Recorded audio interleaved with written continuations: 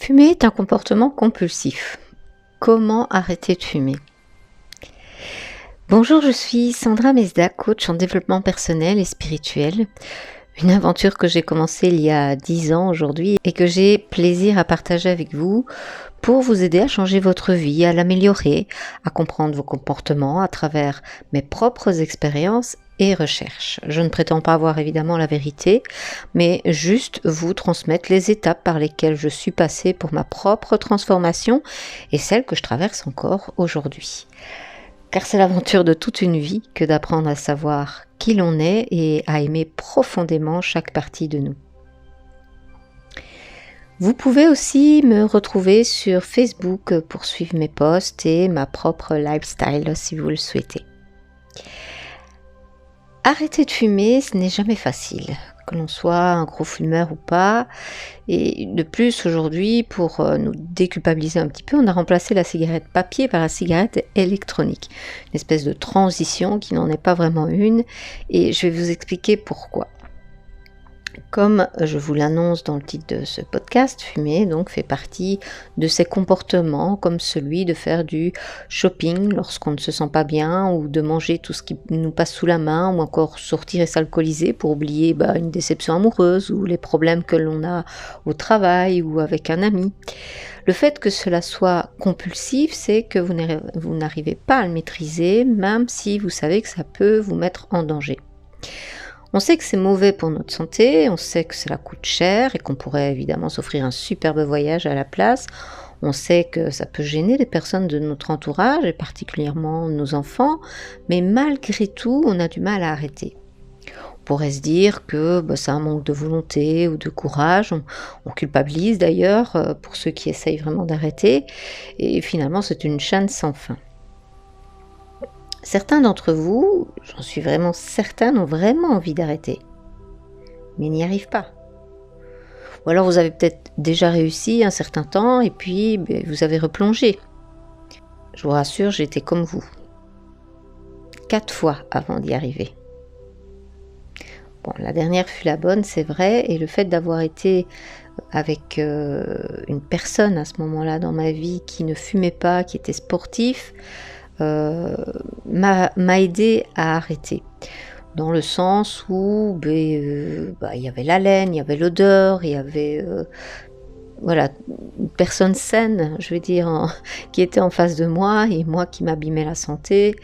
Ça me faisait non seulement culpabiliser, mais en fait, par amour pour cette personne, pour qu'on se sente bien ensemble, que ça soit que lui ne soit pas gêné en fait par cette habitude qui n'était pas vraiment bonne pour moi au final, eh bien ça m'a aidé, ça a été un pourquoi supplémentaire. Et je vais vous expliquer tout à l'heure l'importance de ce pourquoi, de se donner un pourquoi fort quand vous voulez arrêter.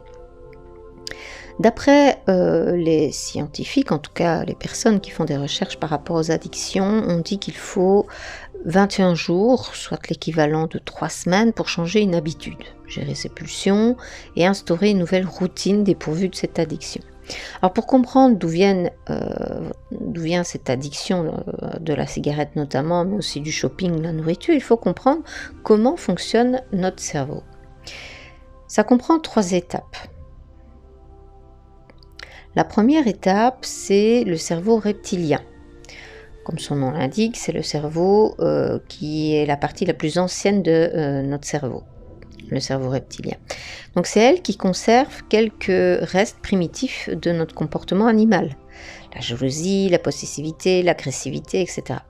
C'est donc là que se trouvent notamment nos comportements compulsifs et addictifs.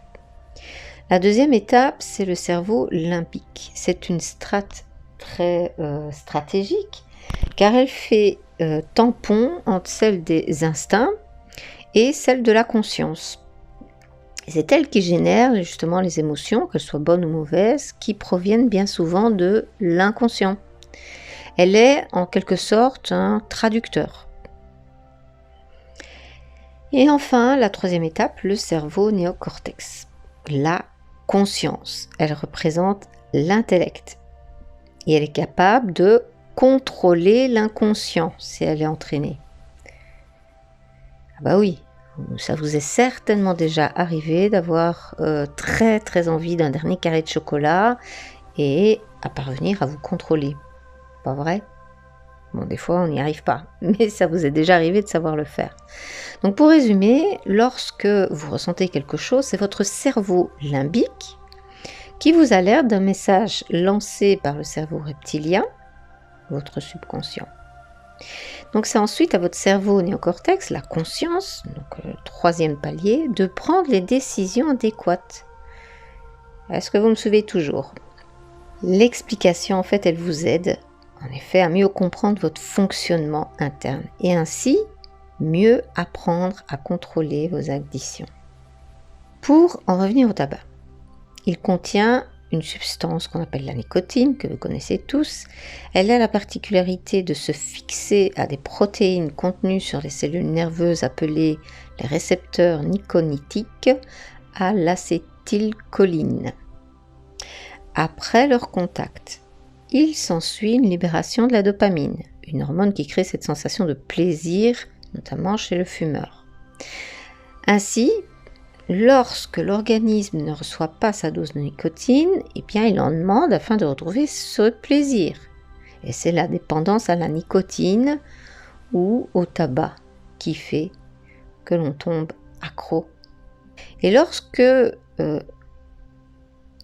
vous dites que vous avez cette impression d'être accro à une personne dont vous pensez être amoureuse ou amoureux, eh bien le fonctionnement c'est un peu pareil.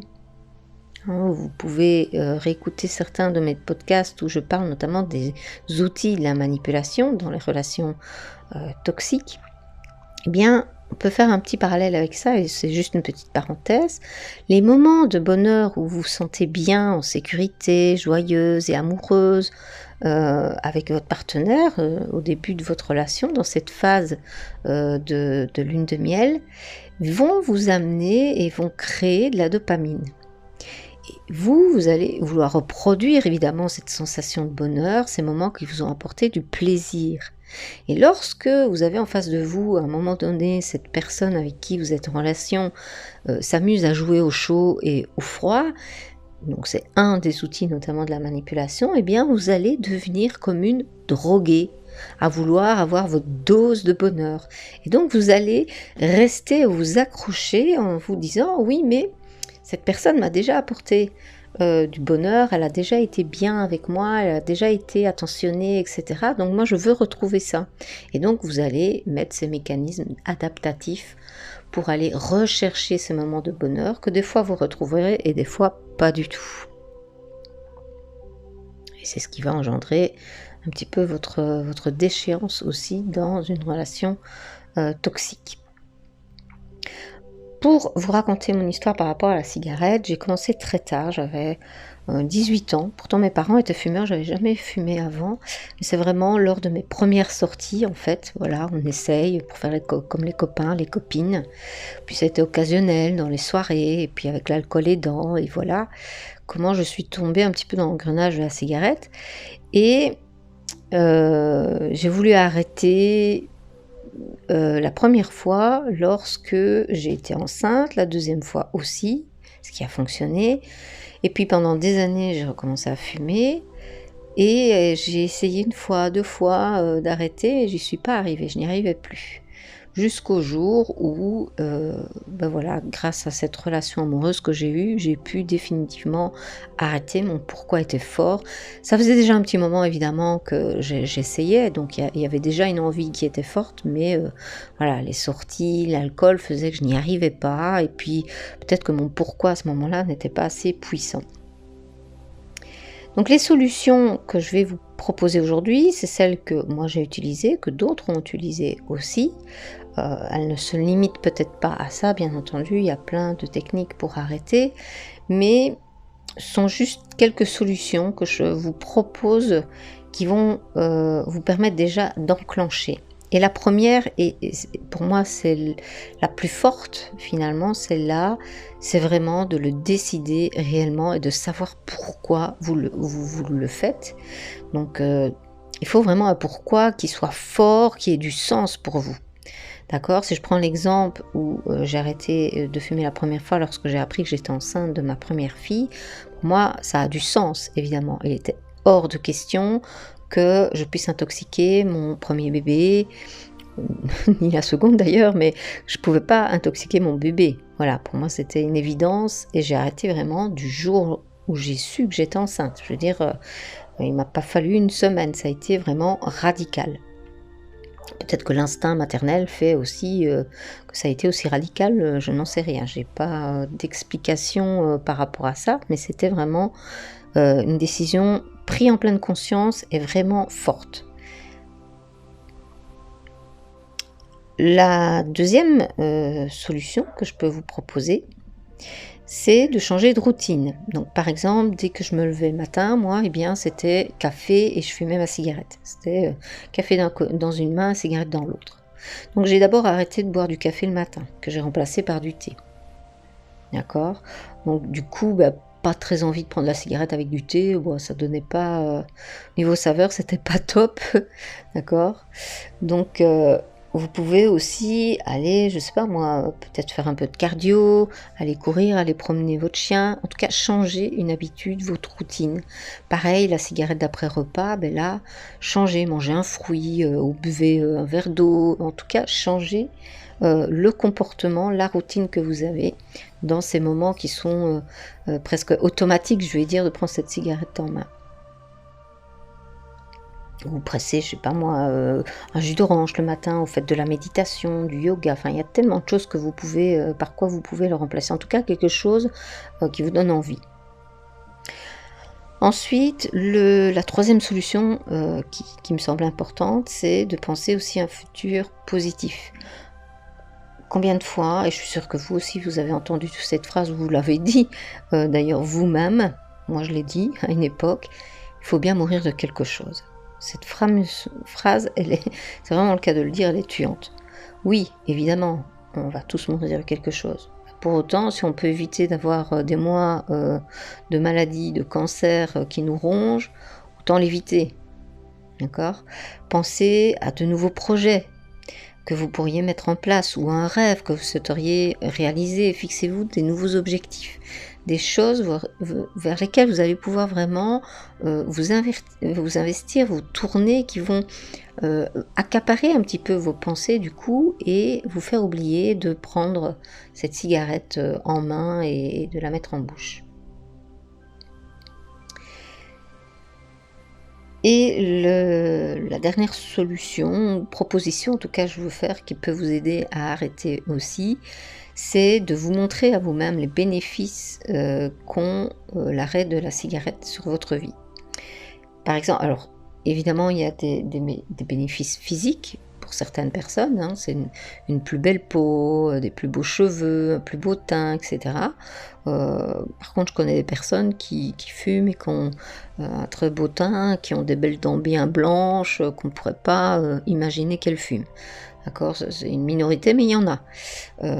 Voilà, maintenant quand vous êtes un gros fumeur par exemple, évidemment ça fait de gros dégâts, notamment quand vous mélangez, avec le café, et cetera. Évidemment vos dents, elles sont vraiment fortement abîmées. Donc voilà, les premiers bénéfices physiques, vous allez peut-être les voir effectivement au bout de quelques mois.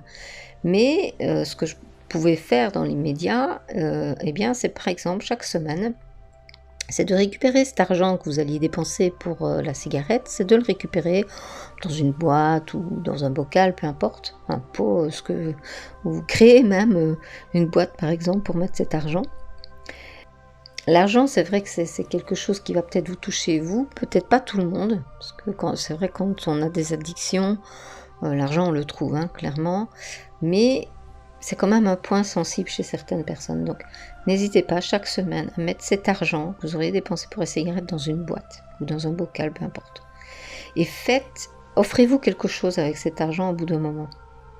Faites-vous un bon resto ou une journée bien-être, ou aller chez le coiffeur, peu importe ce qui vous ferait plaisir et à votre niveau, selon les moyens que vous avez à ce moment-là, de l'argent que vous allez récupérer.